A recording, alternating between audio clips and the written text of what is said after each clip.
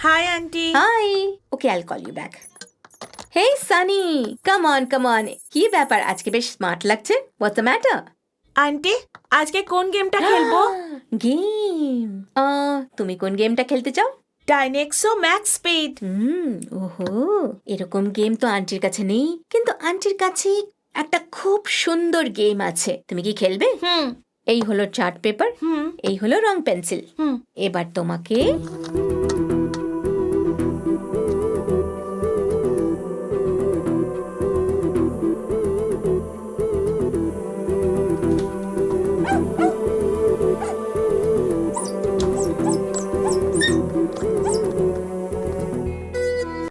Take care Padma. Okay ma'am. Sunny is perfect, nothing to worry. কিন্তু আমাদের কয়েকটা আমাদের আইকিউ টেস্ট করাতে হবে। বাই দ্য ওয়ে, সানির ডেলিভারি নর্মাল ছিল তো? হ্যাঁ ডক্টর। ওকে, ডেলিভারির সময় আপনি পাশে ছিলেন? না ডক্টর, সেই সময়ও বিজনেস ট্যুরে গেছিল, কিন্তু আমার শাশুড়ি মা সঙ্গে ছিলেন। তাহলে আমি একবার আপনার শাশুড়ির সাথে কথা বলতে চাইবো। Anything wrong doctor? ভয় পাওয়ার কোনো ব্যাপার নেই, কিন্তু সানির সাথে আপনাকে 4টে সেশনে আসতেই হবে। ওহো, সেশনস? আমার মনে হয় না এসবের প্রয়োজন হবে। মেন্টালি ওর কোনো অসুবিধে নেই। যদি ও নিজের দুষ্টুমিটা একটু কমিয়ে দেয় তাহলে আই বিলিভ সব ঠিক হয়ে যাবে। তার জন্য 4-4টে সেশন করা। ঠিক বলেছেন। আপনারা এখানে এসেছেন তার মানে এই নয় যে কোনো বড় সমস্যা আছে। বাচ্চারা স্ট্রেসের জন্য একটু অবনর্মাল বিহেভ করে, দ্যাটস অল। কিন্তু ভালো করে চেক করার পরেই আমি কিছু বলতে পারবো। সরি, আমি ঠিক বুঝলাম না। আপনি আমাকে আরো কনফিউজ করছেন। Rakesh,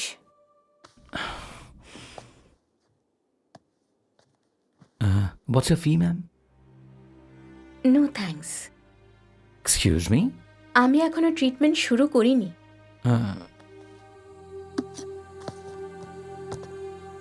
thank you doctor. You welcome.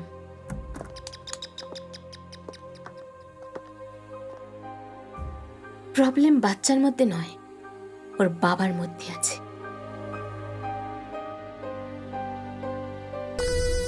Come on, come on, come on. Yes, আপনার ছেলে খুব সুন্দর মিশে গেছে। ও কারোর সাথে এত ফ্রি হয় না, জানি না আপনার সাথে কিভাবে হলো। আচ্ছা সানি, আজকে আমরা আরো একটা ম্যাজিক ট্রিক শিখব। ম্যাজিকটা? ওটা না, চলো এখানে শুয়ে পড়ো। ঠিক আছে, এবার কি করতে হবে? সানি, ওদিকে তাকাও,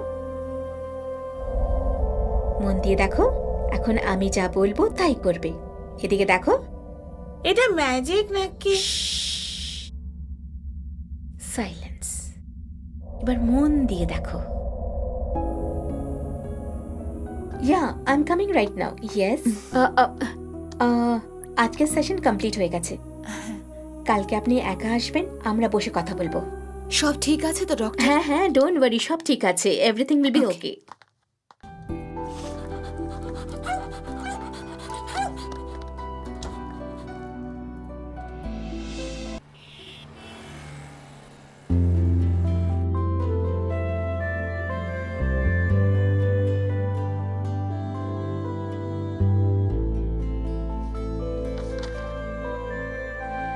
ওকে, আপনার বাচ্চার সব রিপোর্ট তো নর্মাল, কিন্তু একবার ওকে নিয়ে আসুন, আমি দেখা করতে চাই। এক্ষুনি নিয়ে আসছি। আসুন ম্যাম। হ্যালো। ডক্টরকে হ্যালো বলো সানি। হাই। গুড, খুব মিষ্টি ছেলে। এসো এসো। যাও। Madam please. এসো না, বসো। So what's your name? Sunny. Good name. এটা কি হলো? Yes ma'am. কি পদ্মা, নতুন পেন দিয়েও লেখা যাচ্ছে না। যাও গিয়ে ব্লু পেন নিয়ে এসো। আচ্ছা, আমাকে দিন না প্লিজ।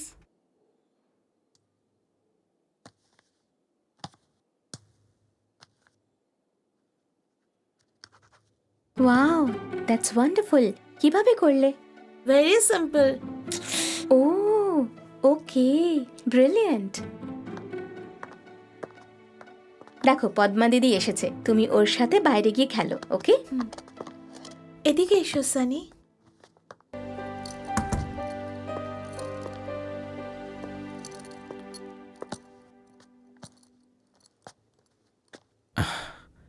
এ হয়তো সব বলেই দিয়েছে, এবারে কি?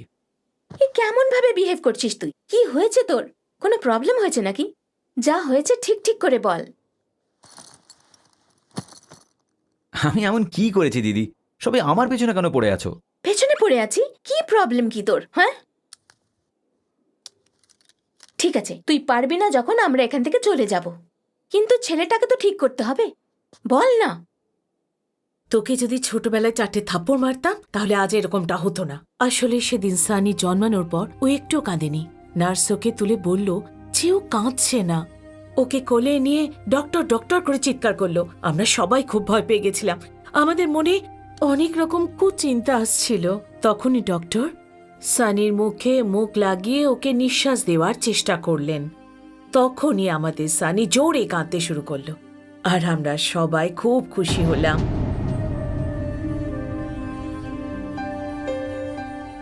এতদিন বাদে যখন এসব হচ্ছে, আমার মনে হচ্ছে ডক্টরের সঙ্গে একবার গিয়ে কথা বলা উচিত। জানি না কেন আমার এসব মনে হচ্ছে। ঠিক আছে, তোমাদের ইচ্ছে, তোমাদের যা ঠিক মনে হয় তাই করো, আমার কোনো প্রবলেম নেই। ঠিক আছে তো? কিন্তু মাঝরাতে সানি হঠাৎ করে অদ্ভুত ব্যবহার করতে থাকে। দিনের বেলায় ভালো থাকে, কিন্তু জানি না রাত্রে কি হয়ে যায়। I can understand. আপনাকে কিভাবে বলবো বুঝতে পারছি না, কিন্তু অ্যাজ এ ডক্টর আমায় আপনাকে বলতেই হবে। আমার বিশ্বাস যে একজন মা হয়ে আপনি বুঝতে পারবেন, তাই বলছি। প্লিজ আমায় বলুন ডক্টর। সানি আপনার সাথে যা কিছু করছে সবই অ্যাক্টিং। হোয়াট? It's impossible. আমরা ছোটবেলায় স্কুল বাঙ্ক করার জন্য যে জ্বরের, পেট ব্যথার নানান অজুহাত দিতাম, এখন সব কিছুই পুরনো হয়ে গেছে। এখনকার বাচ্চারা খুবই অ্যাডভান্সড। ওয়েল, সানি ফ্রি টাইমে কি করে আপনার কোনো আইডিয়া আছে? TV, video game. আমি জানি আপনি অবজার্ভ করেননি। এই 4টে সেশনে আমায় সানি যা বলেছে তাতে একটা ইম্পর্টেন্ট ব্যাপার হলো হরর মুভিজ। 4th সেশনে আমি যখন ওকে হিপনোটাইজ করলাম, তখন সানি আমার সাথে অনেক রকম এক্সাইটিং কথা শেয়ার করেছে। সানি টিভিতে সিনেমা দেখতো, তাও আবার ও শুধুমাত্র ভূতের সিনেমায় দেখতো। আজকাল এতগুলো চ্যানেলে কোনো একটা ভূতের মুভি দেখে নেওয়া আমার মনে হয় না খুব একটা বড় ব্যাপার। মানে ও ভূতের সিনেমা দেখে ইনফ্লুয়েন্স হয়েছে? না না, ইন্সপায়ার হয়ে নতুন আইডিয়া কাজে লাগিয়েছে। ও দিয়াকে নিয়ে যেই গল্পটা বানিয়েছে ওটা হলিউড ফিল্মের গল্প। যদি এই গল্পটা আজকের পর থেকে রোজ রোজ এভাবেই চলতে থাকে তাহলে ভয়ঙ্কর আকার নিতে পারে। মানে সেশনে দিয়ার ব্যাপারে অনেক কিছু জানা গেছে। দিয়া আপনার এলাকার একটি পাগল মেয়ে, but she is perfectly alright. Yes, ওই মেয়েটার বহু আগে একবার অ্যাপেন্ডিক্সের অপারেশন হয়েছিল। দিয়ার যখন পেটে ব্যথা হতো তখন ওর মা বাবা দুজনেই নিজেদের ঝগড়া ভুলে ওর সাথে থাকতো।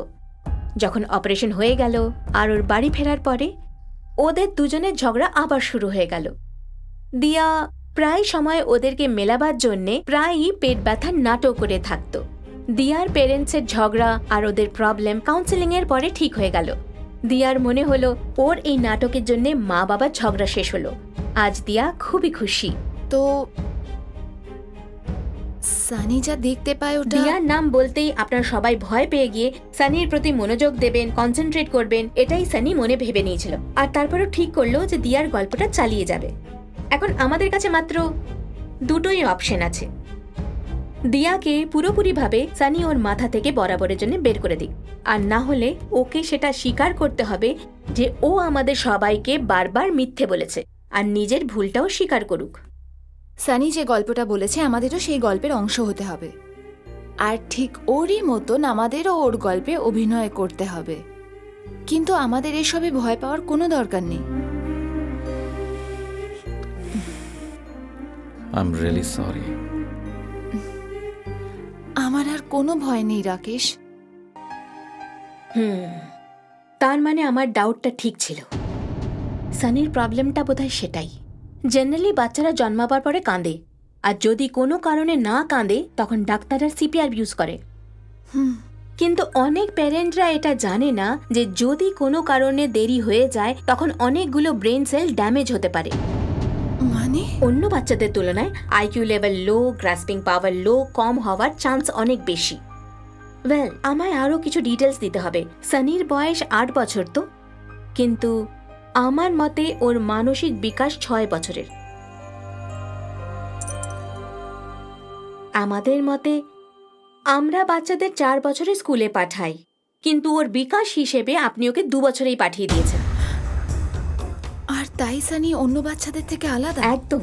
এরকম বাচ্চারা অন্য বাচ্চাদের মতন হয় না। ওদের অন্য বাচ্চাদের সাথে কম্পেয়ার করতে পারবেন না। ইউনো, আপনারা জেনে বা অজান্তে সানির ওপর সমস্ত প্রেশার দিয়েছেন, আর এই কারণেই ওর কোনো বন্ধু নেই।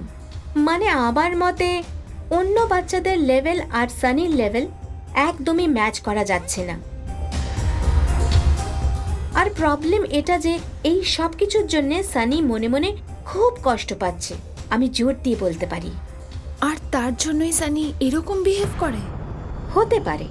আর সানি কেন অ্যাবনর্মালি বিহেভ করছে এটা আমরা কাউন্সেলিংয়ের পরেই জানতে পারবো। চলো এটা এভাবে খেলি, ঠিক আছে?